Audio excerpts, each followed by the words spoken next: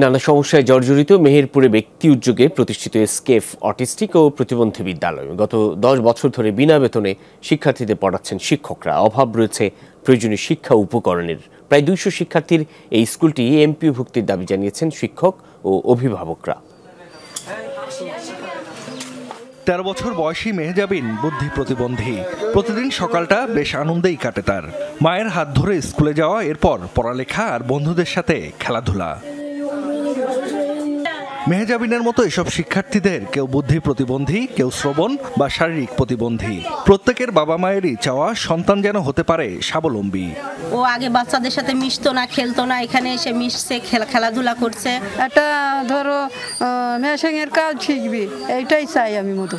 2011 সালে যাত্রা শুরু ব্যক্তি উদ্যোগে প্রতিষ্ঠিত এসকেএফ অটিস্টিক ও প্রতিবন্ধী বিদ্যালয়ের। বর্তমানে স্কুলটিতে শিক্ষার্থী 179 জন। প্রতিবন্ধী শিশুদের স্বাবলম্বী হিসেবে গড়ে তোলার চেষ্টা করছে যে প্রতিষ্ঠানটি, সেটি জর্জরিত নানা সমস্যায়। বিনা বেতনে শ্রম দিয়ে যাচ্ছেন 13 জন শিক্ষক। অভাব রয়েছে প্রয়োজনীয় শিক্ষা উপকরণেরও।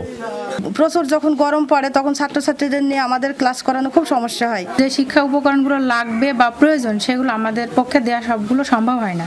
এদের জন্য যদি বিভিন্ন ধরনের থেরাপির ব্যবস্থা করা যেত তাহলে হয়তো এরা সুস্থ থাকতো এবং এই শিক্ষা কার্যক্রমটা আরও ত্বরান্বিত করা যেত। বিনা বেতনে শ্রমটা দিচ্ছি, আমরা টিচাররাও ক্লান্ত, অবিশ্রান্ত, কারণ শুধুমাত্র আমরা তাদের পিছনে যে তাদের নিঃস্বার্থভাবে ভালোবাসাটা ছাড়া আর কিছুই দিতে পারছি না।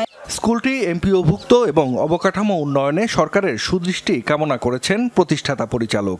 আমাদের শিক্ষকদেরকে যেন অতি দ্রুত ট্রেনিংয়ের ব্যবস্থা করানো হয় সেই প্রত্যাশা ব্যক্ত করি। স্কুলের অবকাঠামো নেই, আমার স্কুলের জায়গা আছে কিন্তু বিল্ডিং নেই, আমার স্কুলের গাড়ি আছে কিন্তু ছাত্রদের আনার জন্য অত্যন্ত অপ্রতুল। প্রতিবন্ধী বিদ্যালয়গুলোকে প্রাথমিক অনুমোদন দেওয়ার কাজ চলছে বলে জানিয়েছেন জেলা প্রতিবন্ধী বিষয়ক কর্মকর্তা। পরবর্তীতে করা হবে এমপিওভুক্ত। যাচাই বাছাই শেষে তাদেরকে একটা প্রাথমিক অনুমোদন দেওয়ার ব্যবস্থা করা হচ্ছে এবং এই অনুমোদনের পরে তাদেরকে এমপিওভুক্তর জন্য অর্থাৎ তাদের যে সরকারি অংশ আছে সেটা প্রাপ্যতার ব্যবস্থা করবে। সেবা সাহায্য কেন্দ্রের মাধ্যমে শিক্ষার্থীদের সহায়তা করা হচ্ছে বলেও জানিয়েছেন জেলা প্রতিবন্ধী বিষয়ক কর্মকর্তা। জাহিদ হাসান, যমুনা নিউজ।